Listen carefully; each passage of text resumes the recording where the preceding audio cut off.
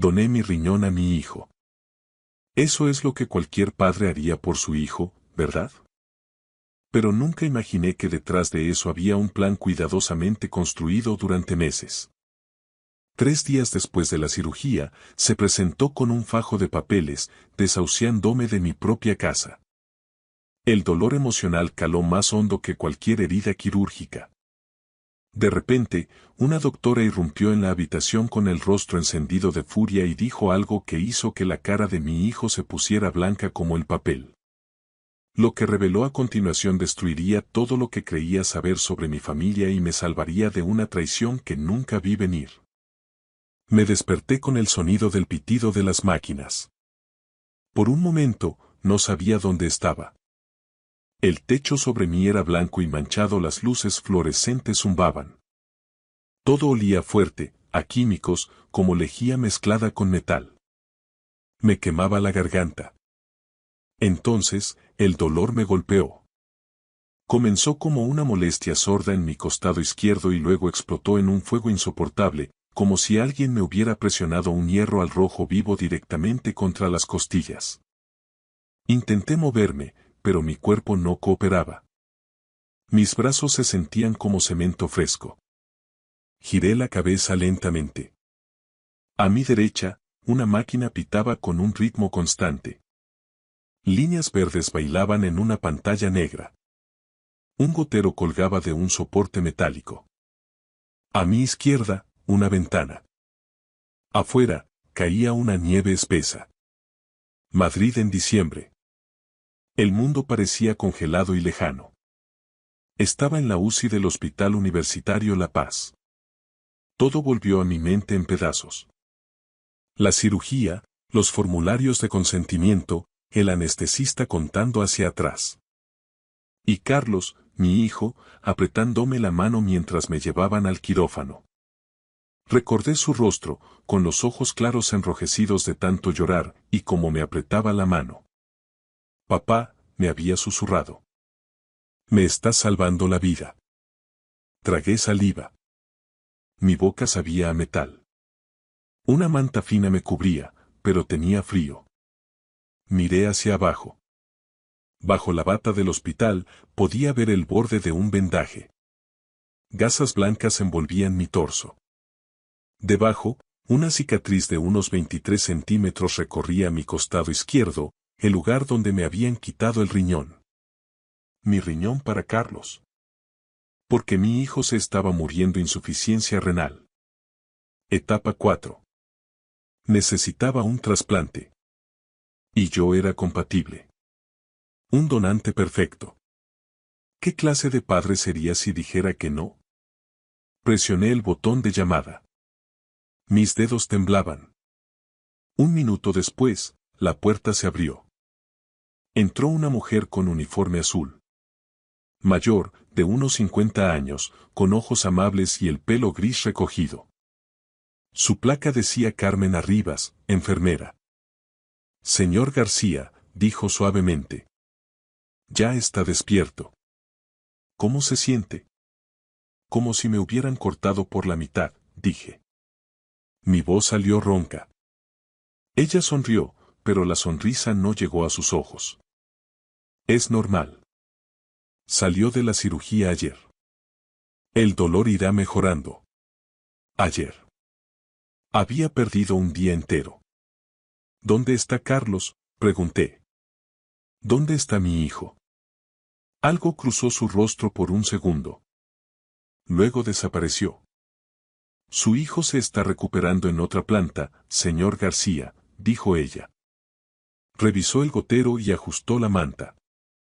No me miraba a los ojos. ¿Está bien? ¿Puedo verle? Todavía no. Necesita descansar. Asentí. Tenía sentido. Ambos acabábamos de pasar por una cirugía mayor. Por supuesto que nos mantendrían separados por ahora. Carlos estaba bien. Eso era lo único que importaba. Pensé en los últimos 5 años, en lo vacía que se sentía la casa después de que Elena falleciera. ¡Qué silencio! Había llamado a Carlos tantas veces, pero él siempre estaba ocupado, siempre en otro lugar. Hasta que hace 2 semanas se presentó en mi puerta, pálido y temblando, diciéndome que estaba enfermo, que me necesitaba. Y yo dije que sí sin dudarlo, porque eso es lo que hacen los padres. Miré el vendaje en el lugar donde me faltaba una parte de mí. Me dolía, pero valía la pena. Mi hijo viviría. Eso era lo único que contaba. Pero cuando levanté la vista, la enfermera Carmen seguía junto a la puerta mirándome, y la expresión de su rostro no era de alivio. Era otra cosa. Abrió la boca como si quisiera decir algo, luego la cerró, sacudió la cabeza y salió. Me quedé mirando la puerta cerrada. Algo no iba bien. La forma en que me miró, como si supiera algo que yo no, como si sintiera lástima por mí. ¿Pero por qué? Afuera, la nieve seguía cayendo. Las máquinas seguían pitando. Y en algún lugar de este hospital, mi hijo se estaba recuperando. Al menos eso era lo que me decía a mí mismo. Pasaron 2 días que parecieron una lenta tortura. El primer día se fundió con el segundo. Los médicos iban y venían. Las enfermeras revisaban mis constantes vitales. Todos sonreían y repetían la misma frase.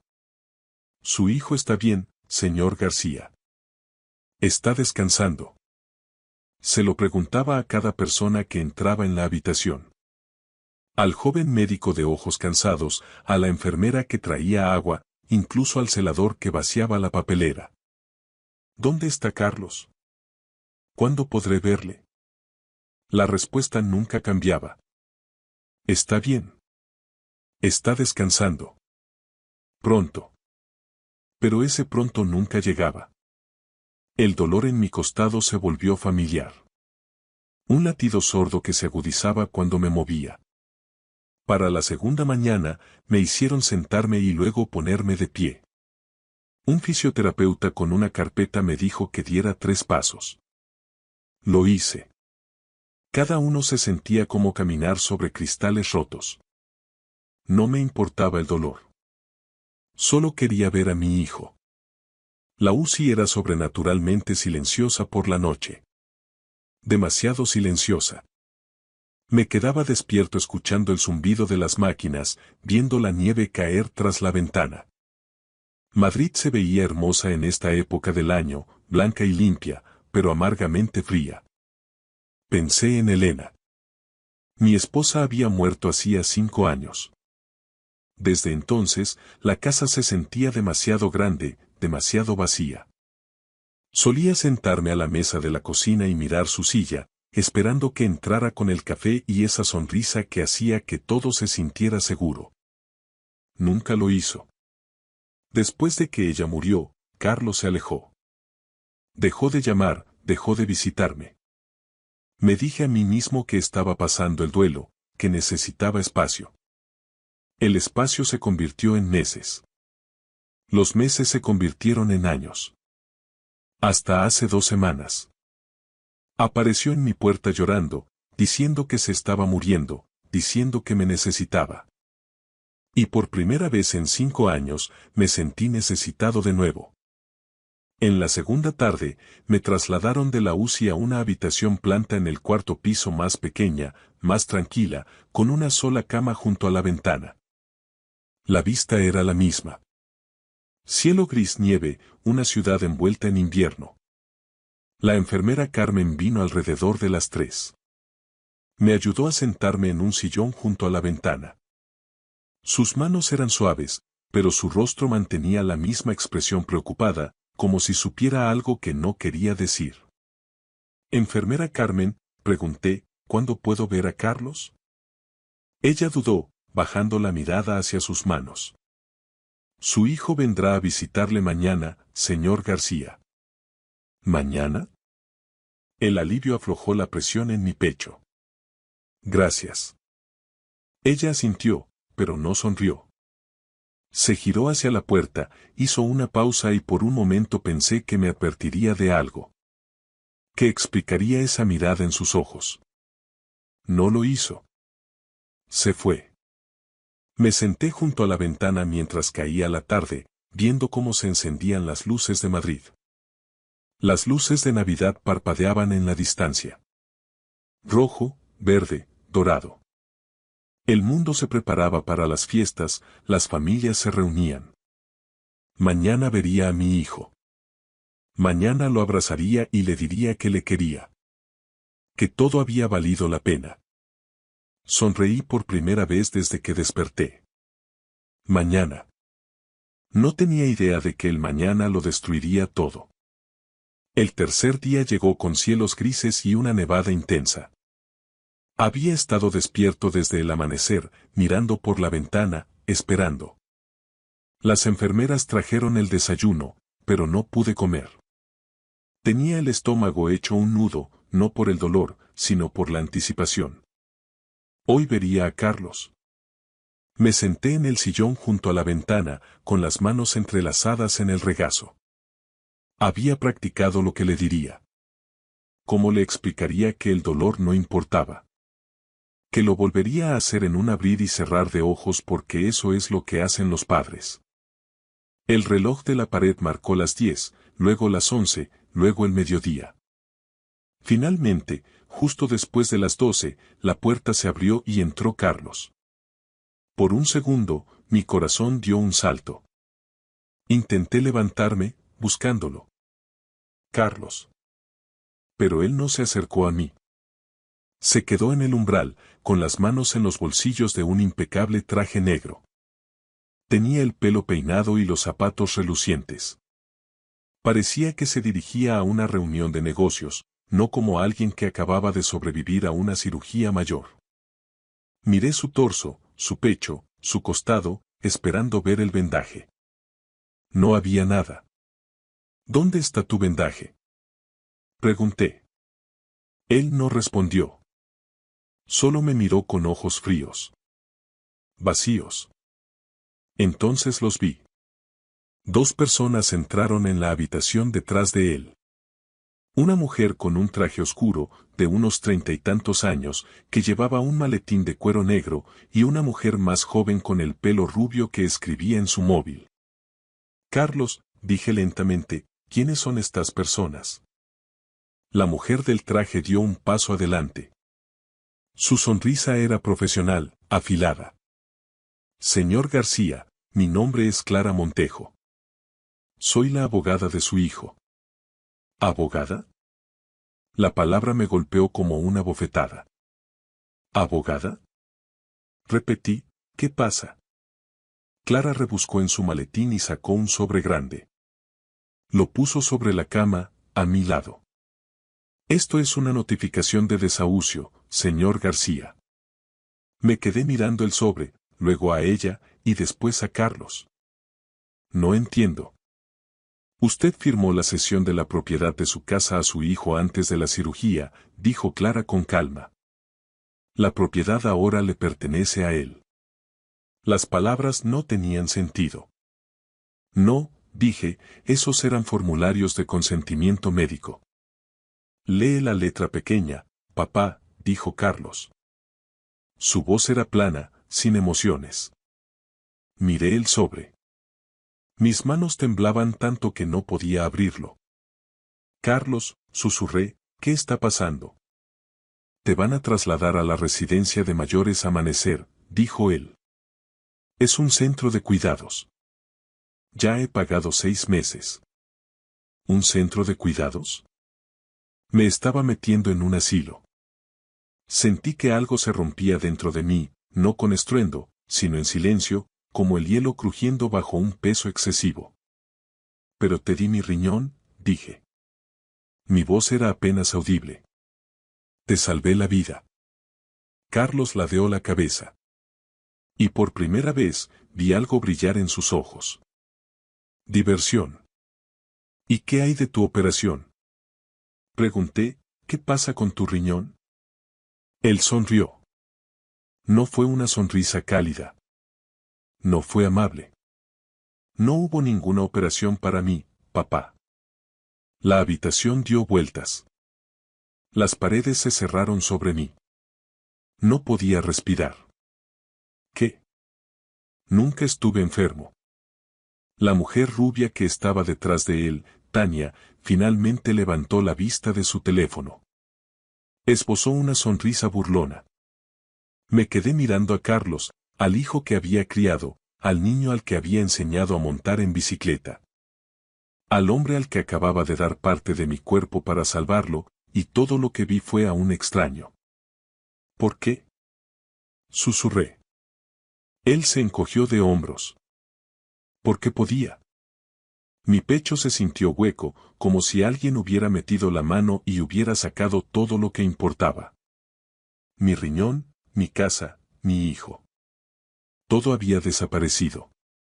Clara se aclaró la garganta.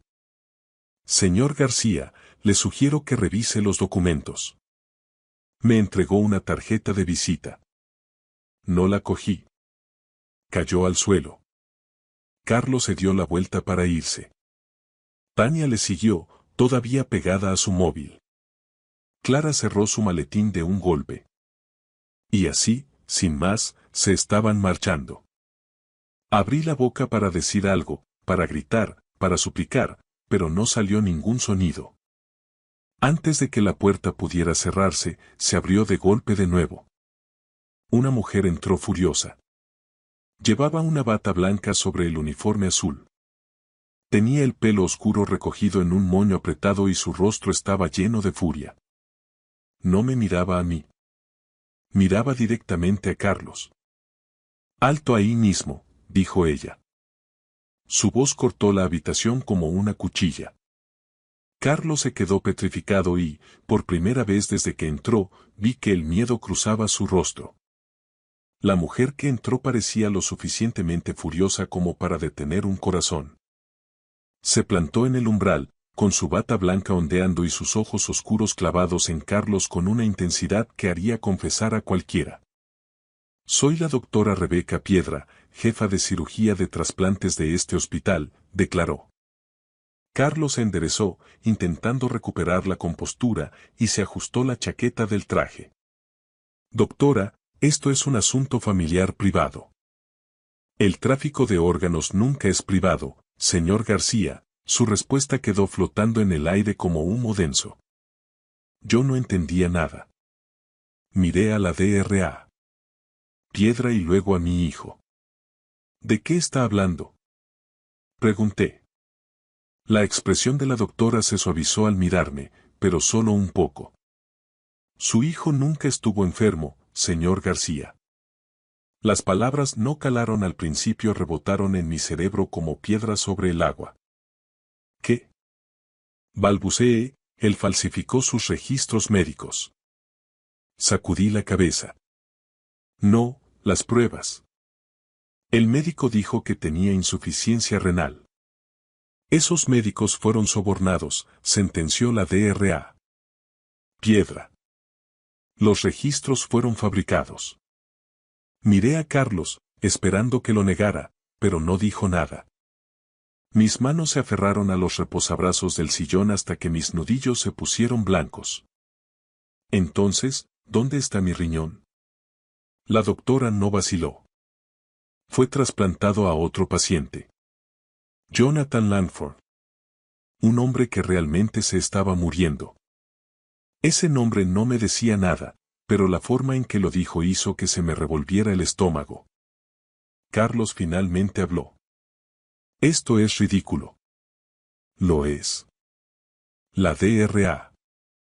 Piedra sacó una tableta de debajo de su bata.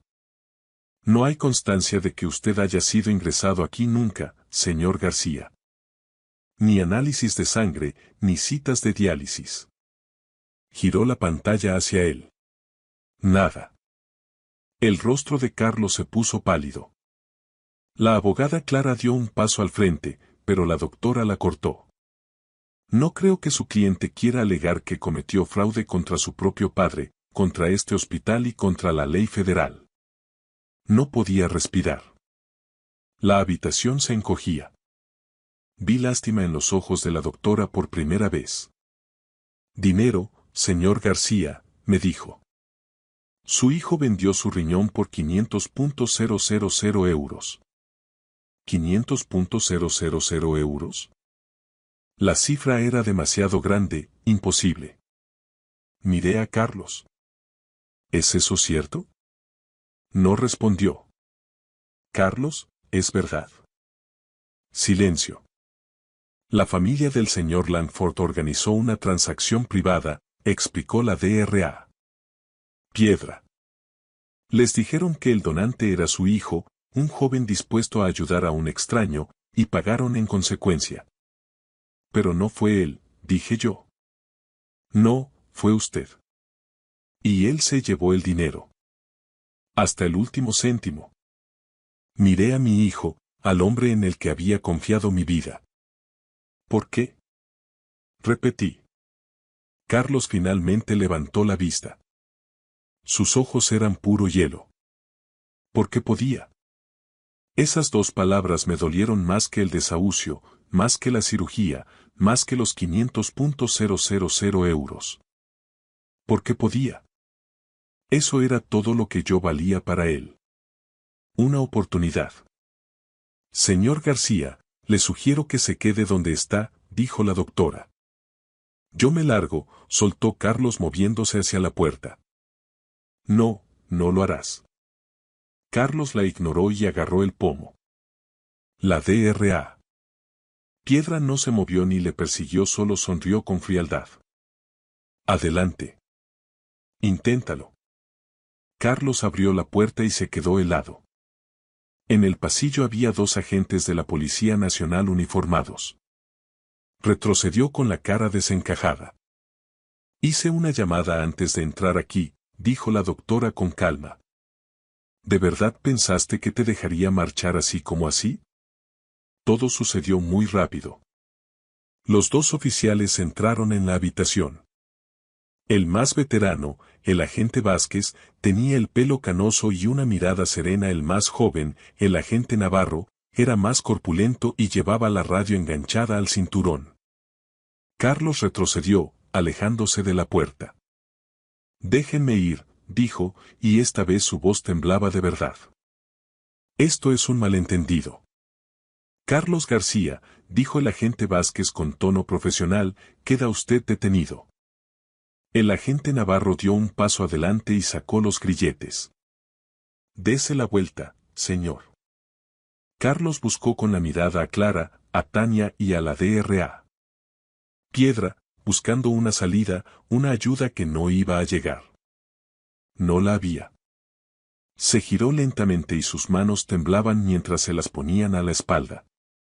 Oí el clic metálico de las esposas cerrándose en sus muñecas. Él giró la cabeza y me miró. Papá, dijo con la voz quebrada, puedo explicarlo. Miré al hijo que había criado, al hombre que acababa de vender mi riñón por €500,000, y simplemente aparté la vista. No dije ni una palabra. Me limité a mirar por la ventana cómo caía la nieve sobre Madrid, sintiendo que el mundo seguía girando sin mí. El agente Vázquez agarró a Carlos del brazo y lo condujo hacia la puerta. Tania lo siguió, todavía absorta en su móvil. Clara cerró su maletín y salió tras ellos. Y así, se fueron.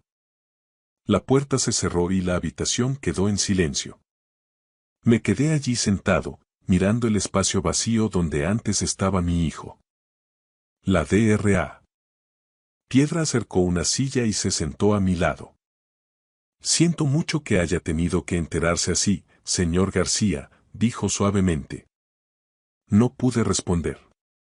Me fallaba la voz. ¿Cuánto dijo que era? Pregunté finalmente con voz ronca. €500.000. Asentí lentamente, como si la cifra tuviera algún sentido, como si algo en este mundo lo tuviera. La DRA. Piedra guardó silencio un momento y luego volvió a hablar. El señor Langford aún no conoce toda la verdad, pero la sabrá. Y creo que querrá conocerle. No quiero conocer a nadie, dije. Ella sacó una tarjeta de su bata y la dejó en la mesilla junto a mi cama. Cuando esté preparado, dijo antes de levantarse para irse. En la puerta, se detuvo. Señor García, usted ha salvado la vida de un hombre hoy. Lo haya pretendido o no, eso es lo que cuenta. Luego ella también se fue. Me quedé solo en la habitación vacía. Las máquinas pitaban. La nieve caía. Y en algún lugar de esta ciudad, se llevaban a mi hijo detenido. Miré hacia la puerta y me di cuenta de algo. Lo había perdido mucho antes de hoy. Mucho antes de la cirugía. Mucho antes de que apareciera llorando en mi casa hace 2 semanas. Simplemente, no lo sabía. 2 días después, un extraño entró en mi habitación. Llevaba un traje caro. Su rostro era delgado y pálido, pero sus ojos estaban claros, llenos de vida. Se detuvo a los pies de mi cama y pronunció 3 palabras que lo cambiarían todo. Usted me salvó. Supe quién era incluso antes de que hablara. Todo el mundo en Madrid conocía a Julián Lancina, multimillonario tecnológico, filántropo, el hombre cuya empresa empleaba a media ciudad, y el hombre que ahora tenía mi riñón. Parecía más delgado que en las fotografías. Su rostro estaba pálido y sus movimientos eran cautelosos, pero sus ojos eran agudos y sinceros. Detrás de él estaba un hombre más joven con un abrigo oscuro, Mateo Mesonero, según supe después, silencioso y vigilante. Señor García, dijo Julián, ¿puedo sentarme? Asentí. Se bajó lentamente en la silla junto a mi cama, moviéndose como alguien que entiende el dolor. Por un momento, ninguno de los dos habló. Pensé que el donante era su hijo, dijo Julián finalmente. Un joven que quería ayudar de forma anónima. Aparté la mirada. Mi hijo solo quería ayudarse a sí mismo. La expresión de Julián no cambió, pero algo brilló en sus ojos. Cuando la Dra. Piedra me contó la verdad, me quedé horrorizado. El silencio se instaló entre nosotros. Afuera, la nieve había parado y el cielo estaba pálido y despejado. He estado enfermo durante 2 años, dijo Julián en voz baja. Mis nietos pensaban que me estaba muriendo. Mi médico dijo que me quedaban meses, tal vez menos. Hizo una pausa. Usted me salvó la vida, señor García. Lo haya pretendido o no. No pretendía salvar a nadie, dije. Pero lo hizo. No supe qué decir a eso. Julián se inclinó un poco hacia adelante. Sé que no tiene un hogar al que volver, pero yo sí. Y mis nietos necesitan un tutor. Alguien paciente, alguien que sepa lo que significa enseñar. Me puse tenso. No quiero caridad, señor Lancina.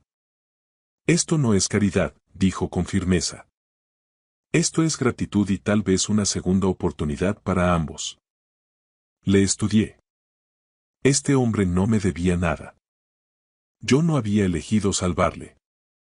Me habían mentido, manipulado y usado. Pero aquí estaba él, ofreciéndome algo que ni siquiera sabía que necesitaba. Un lugar, un propósito. Mateo se adelantó y puso una tarjeta de visita en la mesilla junto a mi cama. Cuando esté listo, señor García. Julián se levantó lentamente, haciendo una mueca de dolor. Piénselo. No tiene que decidir hoy. Pero creo que ambos sabíamos que ya lo había hecho. Miré a este hombre, un extraño que no me debía nada y lo debía todo, y por primera vez en 5 días, sentí algo más que traición. Sentí una posibilidad. Lo pensaré, dije. Julián sonrió. Es todo lo que pido. Se fue en silencio, con Mateo siguiéndole por detrás. La habitación se sintió más cálida de alguna manera, más brillante. Cogí la tarjeta de visita. Era sencilla, elegante. Solo un nombre, un número y una dirección en la urbanización La Moraleja. No lo sabía entonces, pero esa decisión me salvaría. No de la pobreza, sino de la soledad. 6 meses después, la nieve de Madrid se había derretido para dar paso a una primavera radiante.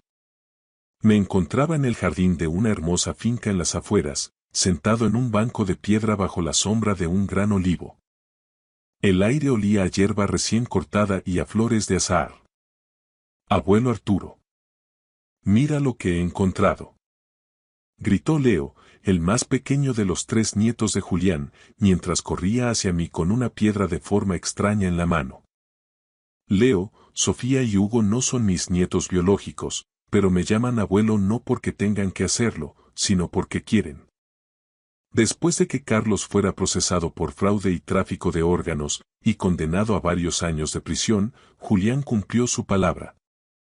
Me ofreció una casa, un trabajo como tutor y mentor de sus nietos, y algo que el dinero no puede comprar.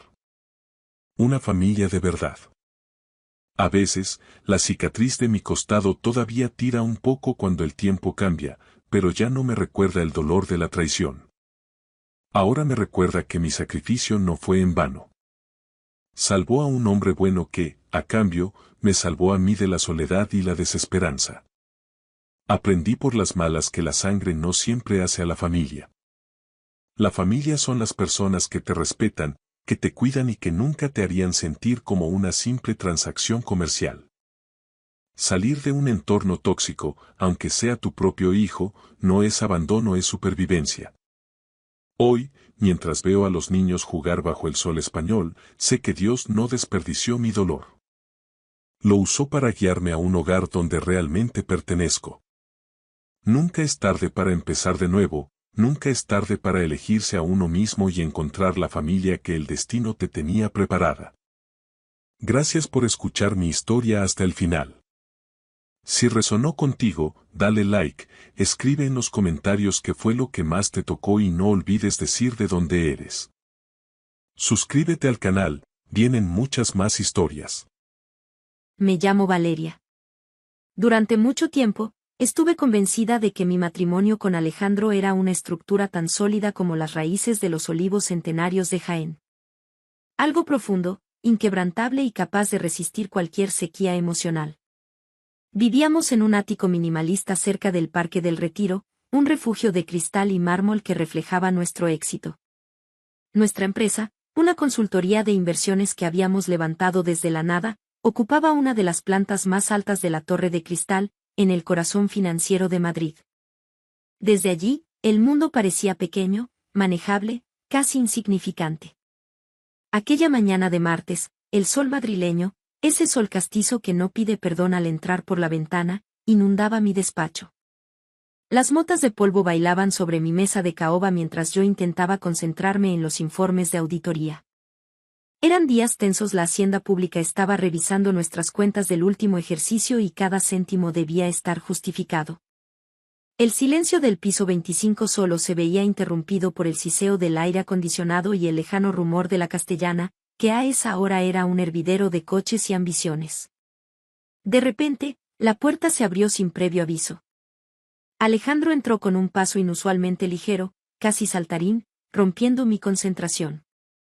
Llevaba en la mano un termo de acero inoxidable, un modelo de diseño nórdico que no me sonaba haber visto en nuestra cocina. Pero lo que realmente me detuvo el corazón no fue el termo, sino su sonrisa. Era una sonrisa radiante, cálida, casi juvenil, una expresión que no le veía desde nuestros veranos de estudiantes en las calas de Menorca, antes de que el dinero y el poder nos volvieran rígidos. Buenos días, mi cielo. Feliz 3er aniversario de bodas, dijo, dejando el recipiente sobre mi mesa con un golpe seco pero cuidadoso. He pensado que hoy, por una vez, el trabajo podía esperar 5 minutos. He querido cuidar de ti. Lo miré estupefacta, soltando la pluma sobre el balance de situación. Alejandro, el hombre que desayunaba café solo mientras leía El Expansión y cuya agenda estaba bloqueada con reuniones de 3 meses en adelante, había dedicado tiempo a cocinar para mí. Últimamente te he visto muy pálida, Valeria. Te me estás quedando en los huesos con tanta auditoría y tanto estrés, continuó, rodeando la mesa para ponerse tras de mí y masajearme los hombros con una ternura que me resultó extrañamente gélida. Me he levantado antes del alba, cuando la ciudad aún estaba a oscuras, para prepararte una chanfaina casera. He seguido paso a paso la receta de mi abuela extremeña, la que siempre decías que era el mejor plato del mundo. Comida de verdad, de la que da fuerza y templa el alma. Tienes que comértela ahora, mientras el aroma está vivo. Al desenroscar la tapa, un vapor denso y cargado de especias inundó el despacho. Era un olor potente. Pimentón de la vera, comino, laurel y el aroma metálico y profundo de las vísceras cocinadas a fuego lento. En cualquier otra circunstancia, se me habría hecho la boca agua. Pero en ese momento, fue como si una mano invisible me estrujara el estómago. Estaba en mi primer trimestre de embarazo. Era un secreto que guardaba con un celo casi religioso, incluso para Alejandro. Quería darle la sorpresa el viernes, después de mi cita en la clínica Ruber, con la primera ecografía nítida en la mano. Sin embargo, el precio de ese secreto eran unas náuseas matutinas feroces, un rechazo absoluto a los olores fuertes y grasientos. El aroma de la chanfaina me golpeó como un mazo. Alejandro, de verdad, es un detalle precioso, me deja sin palabras. Balbuceé, intentando no respirar profundamente y tapándome la boca con un gesto que fingía sorpresa.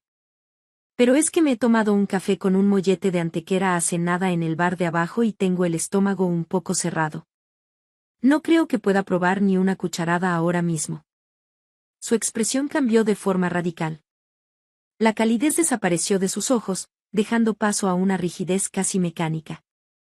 Su mandíbula se apretó. ¿Un mollete? Eso es pan y aire, Valeria. No me desprecies así, su voz bajó un tono, volviéndose imperativa. He pasado 3 horas frente a los fogones por ti. Por nosotros. No es solo comida, es mi esfuerzo. Insisto, tienes que comer.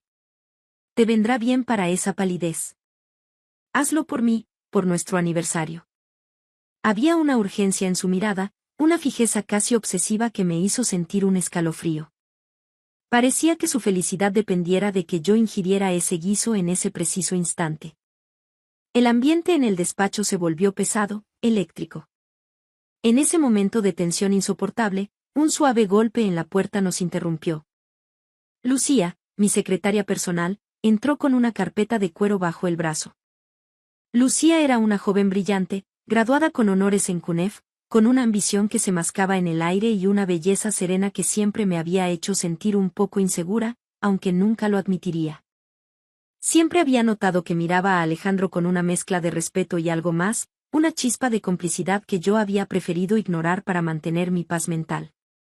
Perdonad que interrumpa este momento tan dulce, dijo ella con una sonrisa perfecta, mientras sus ojos se desviaban magnéticamente hacia el termo. Pero, madre mía. ¡Qué olor más increíble!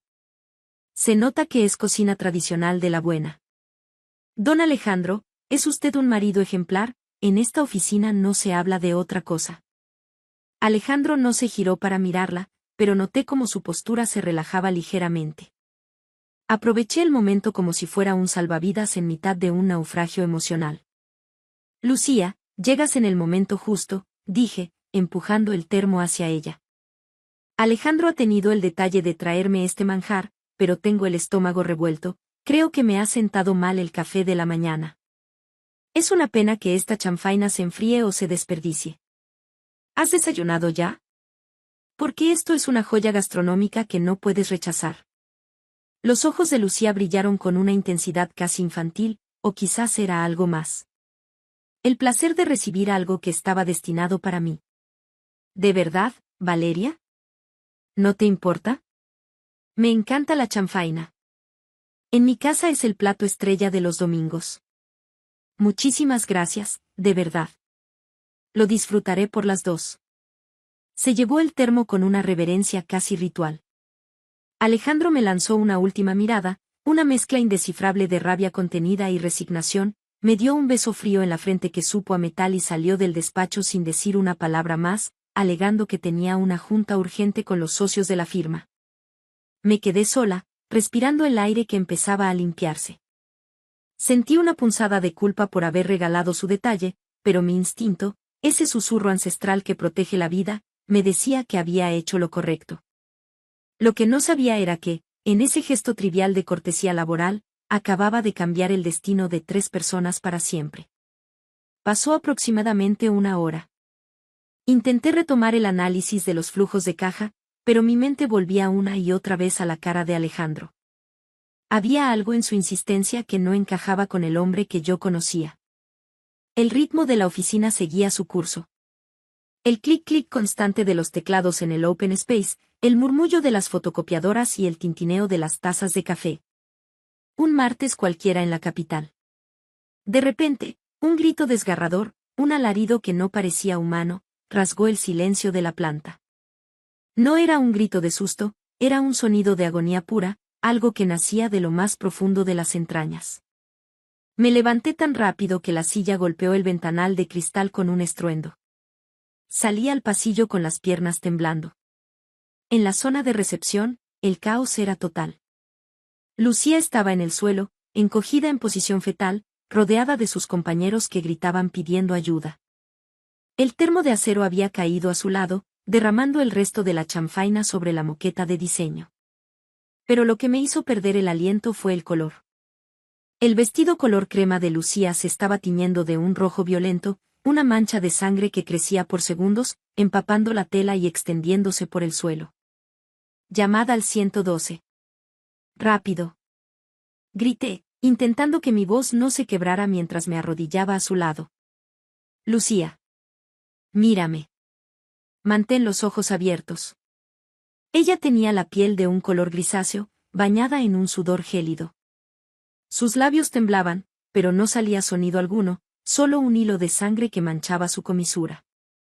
La puerta del despacho de Alejandro se abrió. Pero no salió como un hombre preocupado por su empleada. Se quedó estático en el umbral, observando la escena con una frialdad que me heló la sangre. Sus ojos no buscaban a Lucía, me buscaban a mí. Cuando nuestras miradas se cruzaron, vi en él algo aterrador. No era miedo, era una decepción profunda, una furia silenciosa porque yo estaba de pie y ella estaba en el suelo. ¿Qué has hecho, Valeria? Su voz fue un susurro sibilino que solo yo pude oír por encima del alboroto. Ese desayuno era para ti. Está muriéndose, Alejandro. Le grité, horrorizada por su falta de humanidad. Llama a una ambulancia en lugar de decir estupideces. Los sanitarios del SAMUR llegaron en menos de 10 minutos. Entraron con la camilla y empezaron a trabajar sobre Lucía con una urgencia que confirmaba mis peores temores. Hemorragia masiva, oí decir a uno de los técnicos. Se la llevaron a toda prisa hacia los ascensores, con el goteo constante marcando su camino. Alejandro insistió en que fuéramos al hospital. Fuimos en su coche, un trayecto silencioso por la Castellana hacia el Hospital de La Paz. Él conducía con una tensión mecánica, sus nudillos blancos apretando el cuero del volante. Yo solo podía pensar en el bebé que llevaba dentro y en la extraña coincidencia de que Lucía hubiera enfermado justo después de comer lo que él había preparado con tanto amor para mí. En la sala de espera de urgencias, el tiempo se dilató. El olor a desinfectante y el brillo de los fluorescentes me hacían sentir enferma. Finalmente, un médico de mediana edad, con el rostro marcado por el cansancio de una guardia eterna, salió a buscarnos. ¿Son ustedes los familiares de la paciente Lucía? Preguntó, bajándose la mascarilla. Somos sus jefes, pero es como de la familia, respondió Alejandro con una voz impostada, casi teatral. El médico nos miró con severidad. La paciente ha sufrido un desprendimiento de placenta masivo provocado por la ingesta de una dosis extremadamente alta de misoprostol. Sentí que el suelo desaparecía bajo mis pies. El misoprostol, el fármaco que se usa para inducir abortos. Debido a la cantidad encontrada en su sistema, ha sido un envenenamiento en toda regla, continuó el médico. La señorita Lucía estaba embarazada de 8 semanas. Hemos conseguido estabilizarla, pero ha perdido el feto y ha sufrido daños internos graves. La Policía Nacional ya está avisada y viene de camino para tomar declaraciones. Esto no ha sido un accidente, señores. Alguien puso ese medicamento en su comida. Miré a Alejandro. Su rostro se había vuelto de piedra. En ese momento, la verdad me golpeó con la fuerza de un rayo. Lucía estaba embarazada. Y el padre, sin duda, era él. Había intentado deshacerse de su problema, y quizás de mí también, de un solo golpe, usando un plato de su infancia como arma. 30.000. La sala de espera del Hospital de la Paz se había convertido en una especie de purgatorio personal. El zumbido de las máquinas, el olor a desinfectante industrial y el ir y venir de camillas formaban un telón de fondo macabro para la tormenta que se desataba en mi interior. Alejandro estaba sentado a 2 sillas de distancia, con la mirada perdida en un punto indeterminado del suelo de terrazo. Ya no era el triunfador de la Castellana, parecía un hombre pequeño, encogido bajo el peso de un plan que se le había escapado de las manos. De repente, 2 agentes de la Policía Nacional aparecieron al final del pasillo. Sus pasos, firmes y acompasados, resonaban con una autoridad que me hizo enderezar la espalda. El inspector jefe, un hombre de unos 50 años con ojos que parecían haberlo visto todo en las noches de Madrid, se acercó a nosotros. ¿Don Alejandro y doña Valeria?, preguntó, sacando una libreta. Soy el inspector García. Necesito que me acompañen a una sala privada. Tenemos que hablar sobre lo ocurrido en su oficina. Nos llevaron a una pequeña habitación con paredes de cristal translúcido. El ambiente era gélido. El informe médico es demoledor, empezó García, clavando su mirada en Alejandro. El misoprostol es una sustancia controlada. No se encuentra por error en un plato de chanfaina. Alguien lo puso allí con una intención muy clara. Don Alejandro, usted afirma que preparó esa comida personalmente desde el amanecer, ¿es correcto? Así es, inspector, respondió Alejandro con una voz que intentaba sonar firme, pero que traicionaba un ligero temblor.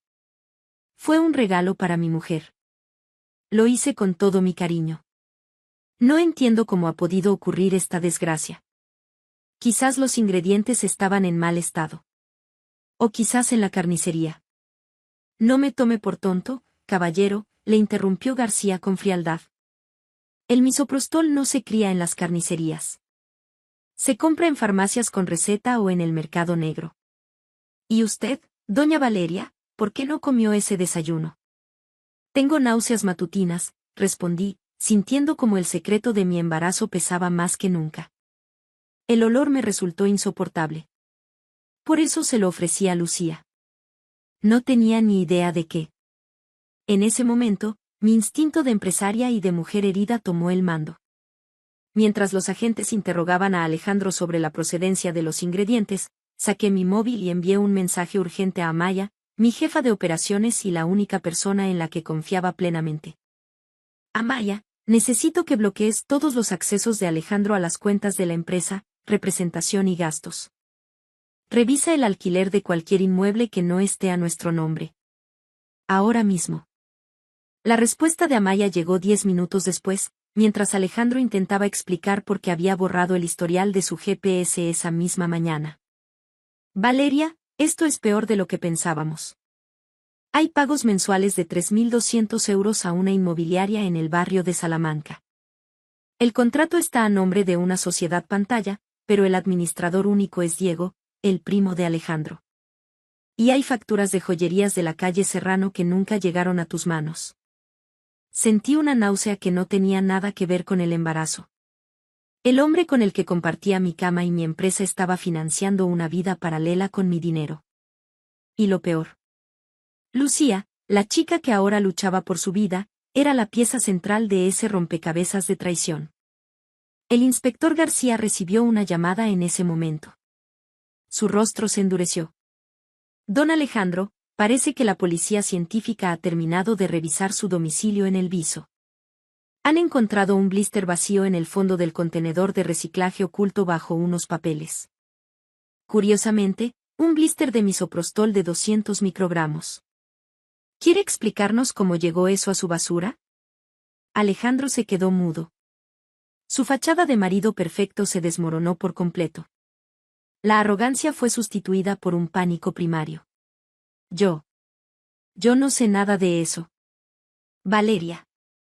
Se giró hacia mí, intentando agarrarme las manos. Valeria, tienes que creerme. Alguien ha querido tenderme una trampa. Tú sabes que yo nunca te haría daño.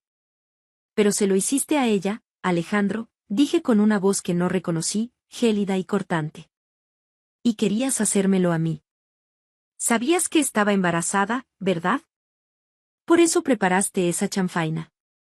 Querías limpiar tu vida de estorbos sin pasar por un juzgado de familia. El inspector García hizo una señal a su compañero.